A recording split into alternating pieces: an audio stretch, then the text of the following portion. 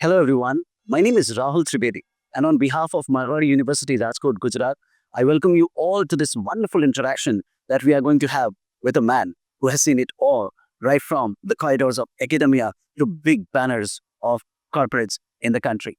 Ladies and gentlemen, please come along to welcome Mr. Rajat Mathur, Managing Director, Head of India HR, Morgan Stanley. That is a very warm welcome to you. Right, thank you so much for joining in.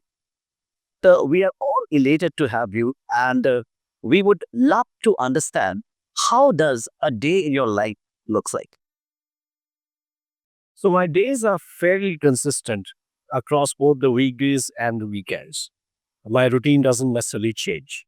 Uh, I'm a morning person, so I'm usually up around 4:30 in the morning. Uh, uh, Not something that my wife likes, but I'm up really early, and then I keep out of our room so that I can either get a run or do some exercise or just sort of spend time on my own. I would usually try and clear a few of my work emails early in the morning, and by about 6:30, I've sort of done with my exercise routine and with some of this basic email addressing. So that's typically how the morning starts. When my kids were younger, the rule that my wife had was do what you want as long as you're back home at 6 o'clock in the morning to bring the kid up. So that's how the routine sort of got established. Uh, I get into office really early. I'm usually in office between 7 and 7:30 in the morning. Well, And the sort of day kicks in. I like to have my first 1.5 hours be in the morning in office so that I can sort of catch up on stuff, do some reading, and prep for some of the meetings in the day. And then it's the usual work scenario where through the day you basically doing your meetings, attending to issues, having decision making sessions, etc. So that typically happens. My evenings are a lot more relaxed. It's the early part of the evening. I run a global role, therefore there are evenings where I have to get onto crashing calls. But one of the things that we had as a rule in the house is that we have our dinner together. Beautiful. So that's something that we always do. Now with one kid already gone and the other one about to leave, I don't watch any television. I try and read before I go to sleep. wow. That's my day. It is so meticulously designed. It is so particular in terms of its routine. I would wish to know uh, a young Mr. Rajat Mathur back in school days at college. Were you that particular right from your childhood? No, I was not. Uh, I was always a morning person. Uh, I loved the outdoors and loved the sports. So I would try and get whatever sporting activities I could get involved in school and college, which usually happen early in the morning or after school. But was I this disciplined? No. I think over a period of time, over maturing and gaining some experience, you establish a routine. I don't even know whether this routine is going to hold true in the future, but for now, this works for me. So when you say that you're a morning person, uh, does that, I mean, is this got something to do with your father being an army person? Yes and no. I think it's more determined by an individual's body clock. There are some people who are just not morning people. Uh, and I think you just have to find your own rhythm to figure out what works for you. You could do the same stuff that I do in the morning at night, right?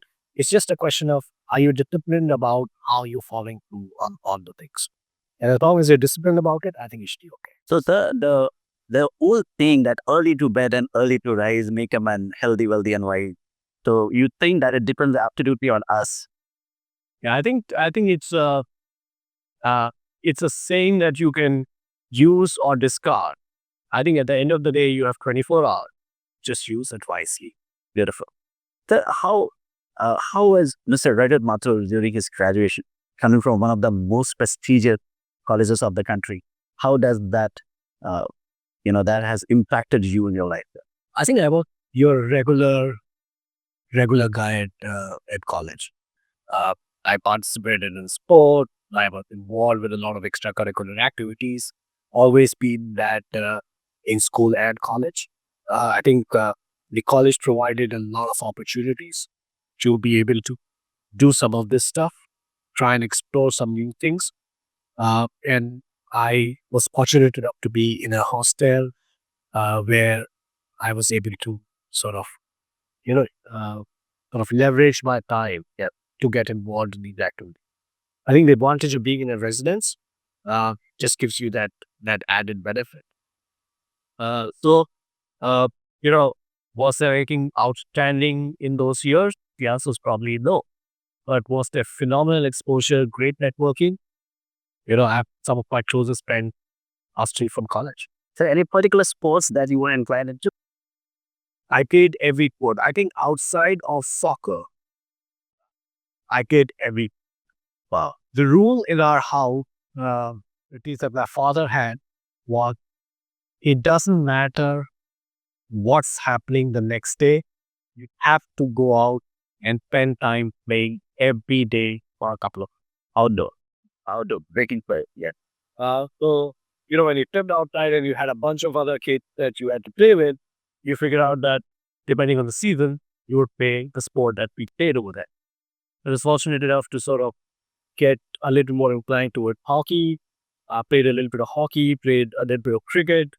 Uh, so, those were two sports that I sort of enjoyed a little more than the other sports, but I played pretty much. However, we have got to know that you are somebody who was then mountaineering as well. You have ran a lot of marathon. How does that shift came? I mean, hockey, sports, and then mountaineering and marathon. How does it happen?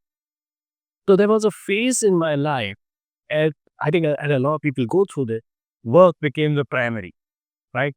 So you were so focused on work that you started to neglect your health, you started to neglect sports, your passions, interests. I also went through that phase. I think there was a time somewhere in my late 30s that I came across someone who said that they'd run a marathon. And we are talking about a full marathon or a half marathon. So at that point of time, he had just said marathon. I had at that point of time no clue what a marathon distance was. Okay. So on the drive back home from that party, I told my wife, that guy can run a marathon, so can I.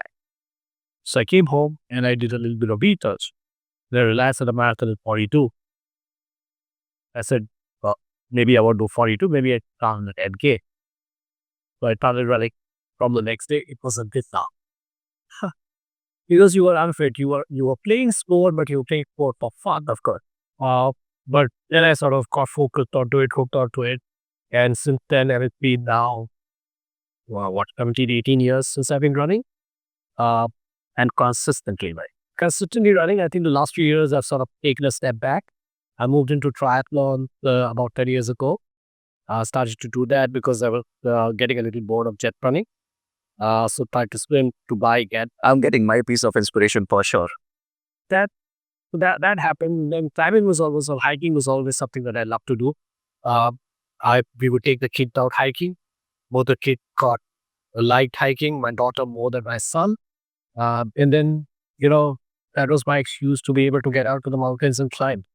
So pretty much every year, I take a couple of weeks off and climb. Wow.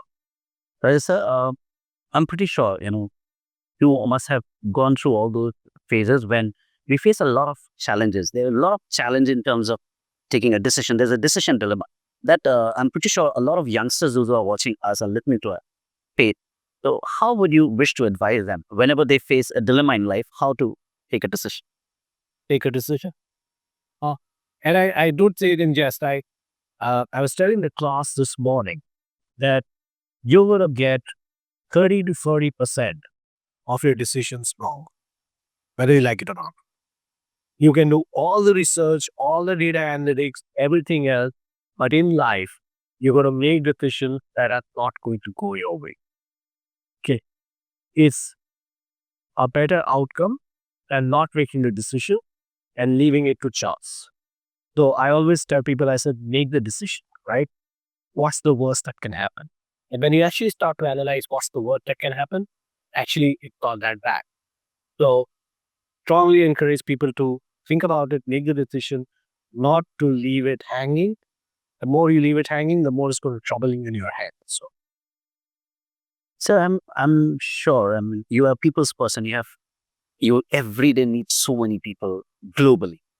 So if you need to give out few qualities that today's students should try and ingrain in them, develop in them to make it big in their career, how would you advise them, sir?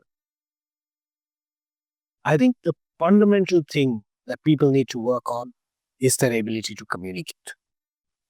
And I don't mean having the ability to, stand up in front of a room and charm the socks out of everyone, just your ability to have a conversation. I think today a lot of people struggle with that. So the number one thing that you need to focus on is your ability to communicate, to have a one-on-one conversation. Now, to be able to do that, you need to spend time in understanding and doing a little bit of knowledge building yourself. Because you can't sustain a conversation if you don't have content to talk about. So, the number two skill to support your ability to communicate is your ability to read. And I know reading as an interpretation is listening to podcast, watching, learning videos, whatever gets you fancy. But your ability to glean information and knowledge is extremely important. If you don't have that, fundamentally you will struggle to have a conversation with anyone. So that's number two. The third one, I think, and it's spoken about a lot of times, is the ability to network. Right? Uh, we don't invest enough time in relationships, and the only investment that we do is a point in time investment. So I will only speak to someone, or I will only invest in that relationship if I see immediate value, versus saying, let me have the conversation, let me invest in it. Maybe sometime in the future, this could be of value, right? I said to you in the beginning, some of my strongest relationships actually are about college. Yeah, right? Those are 3.5 decade old relationships. Oh, wow.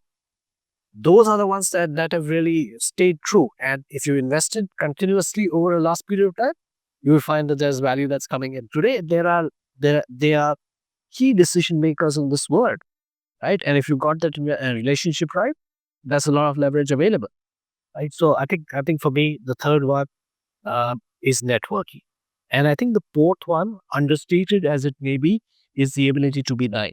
Ability to be nice. All right. Uh, I think we ignore it too much. We while materialistic and everything else is fine, it doesn't take much to be nice to someone, right? It's a thank you, it's a sorry, it's reaching out, very basic things to be able to make someone comfortable, right? Just be nice.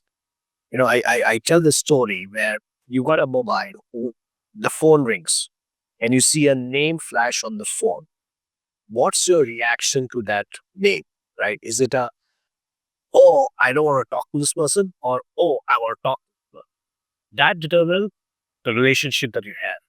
And invariably, if you're a nice person, people want to stay with you. People want to associate with you. People want to talk to you. Just be nice. True. Wonderful. Thank you so much, sir, for all those insights. Ladies and gentlemen, I'm pretty sure exactly like me, you must have taken your notes. I am taking away a lot of inspiration from sir. Raja sir, can't be more happy. Thank you so much for joining us.